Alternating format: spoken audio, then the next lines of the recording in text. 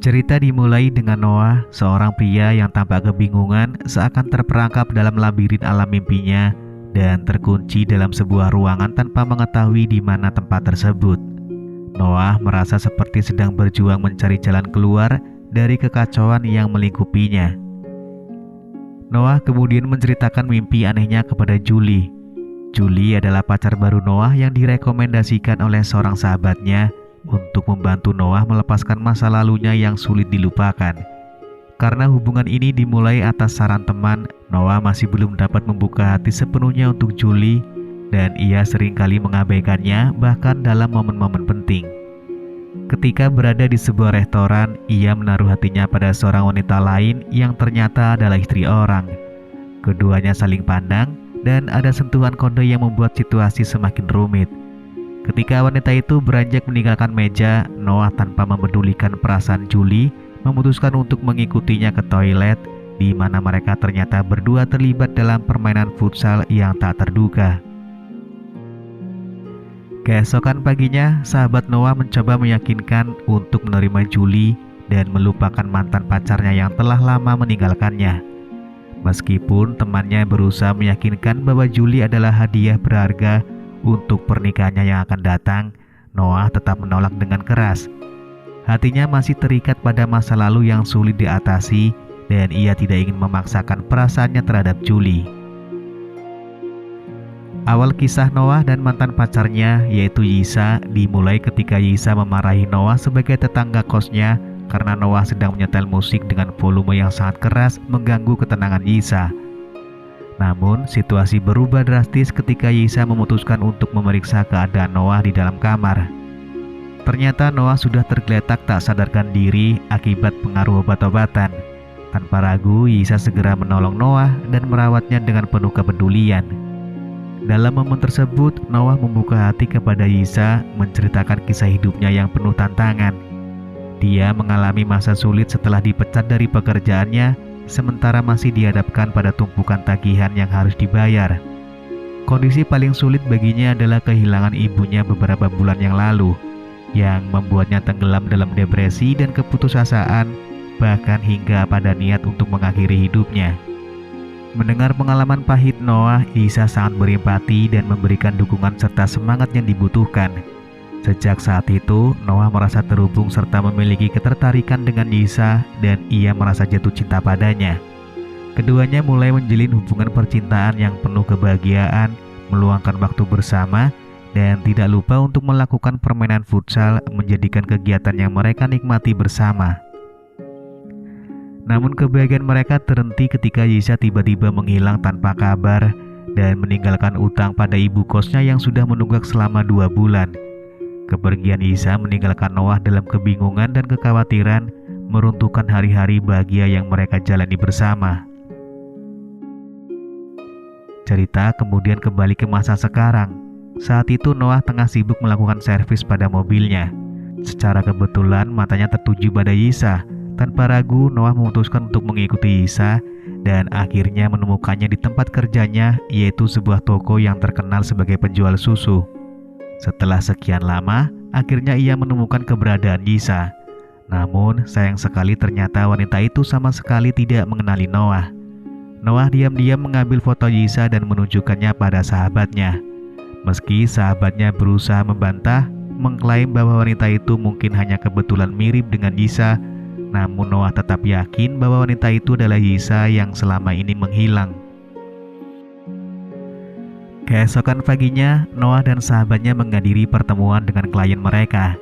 Namun, sahabat Noah tampaknya kurang setuju dan menolak usulan klien. Sebagai cara untuk menghibur Noah, klien mereka memberikan sebuah kartu undangan ke sebuah klub malam untuk membuatnya rileks. Namun, kejutan terjadi ketika klub tersebut ternyata menampilkan seksi dancer yang menjadi bintang utamanya adalah seorang gadis yang sangat mirip dengan Yisa.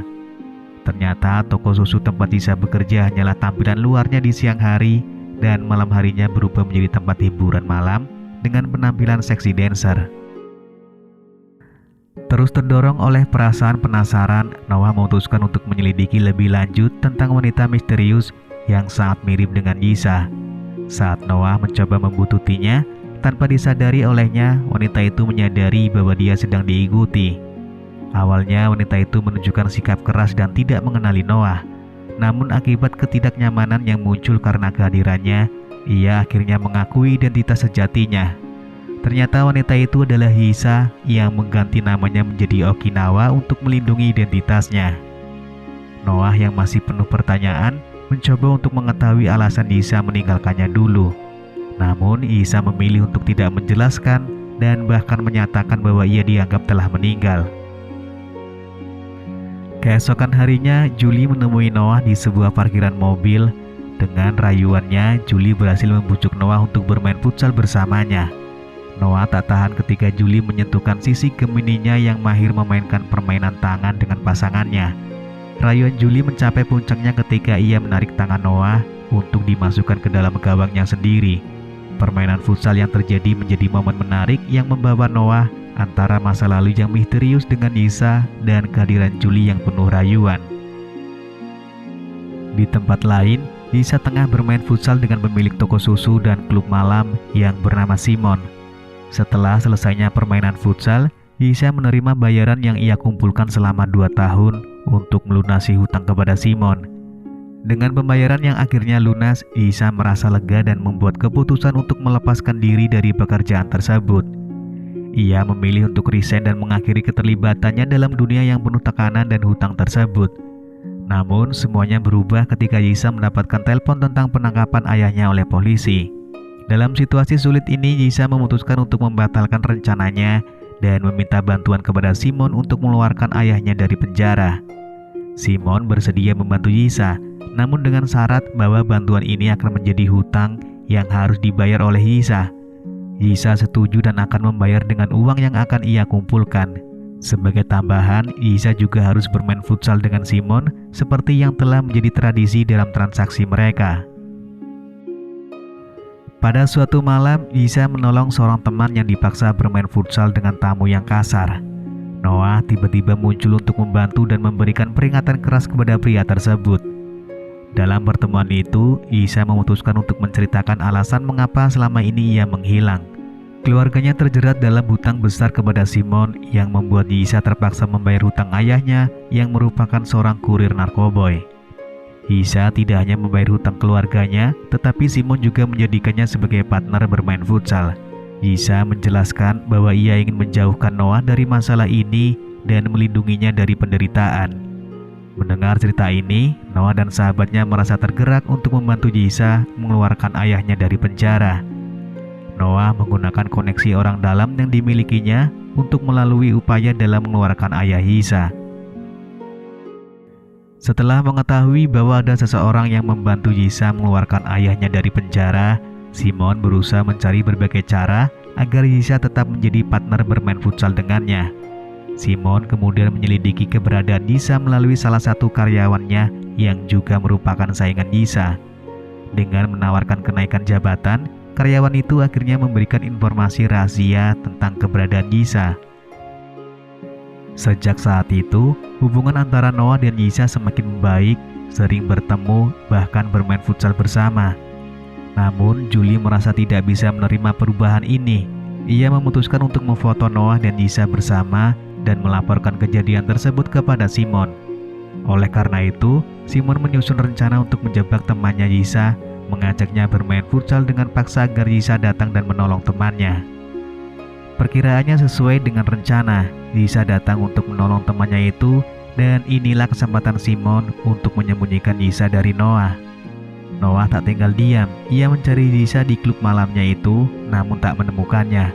Di sana, ia hanya menemukan Simon yang sedang bermain futsal dengan para karyawannya. Keesokan harinya, Noah dihadapkan pada pengakuan Julie bahwa ia yang melaporkan Yisa pada Simon, mengira bahwa Simon adalah suami Yisa. Noah terkejut mengetahui karakter buruk Julie dan bahwa ia yang memberitahu Simon tentang keberadaan Yisa. Yisa yang terkurung di dalam ruangan oleh Simon menolak makanan yang ditawarkan, membuat Simon murka dan nekat berbuat kasar. Untung saja teman-teman Yisa datang menolong dan memukuli Simon.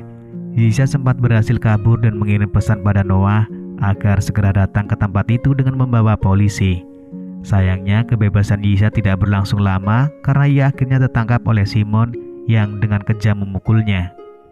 Beruntungnya tidak lama setelah itu, Noah tiba di lokasi dan berusaha menyelamatkan Yisa. Perkelahian tak terhindarkan dan dalam kekacauan tersebut, senjata yang dibawa oleh Simon terjatuh, memberikan kesempatan kepada Yisa untuk mengambilnya. Dalam momen tegang itu, Yisa telah menahan sakit hati selama ini dengan tegas mengungkapkan semua unek-uneknya kepada Simon yang selama ini telah memanfaatkannya. Pertarungan sengit pun terjadi di antara mereka yang saling berebut senjata. Akhirnya tembakan itu terlepas dan mengenai Simon hingga mengakhiri hidupnya. Singkat cerita, Noah memutuskan untuk melamar Yisa dalam acara pesta pernikahan salah satu sahabatnya. Kehidupan mereka berdua akhirnya berjalan menuju kebahagiaan setelah melewati serangkaian ujian dan konflik yang sulit. Lalu film pun selesai.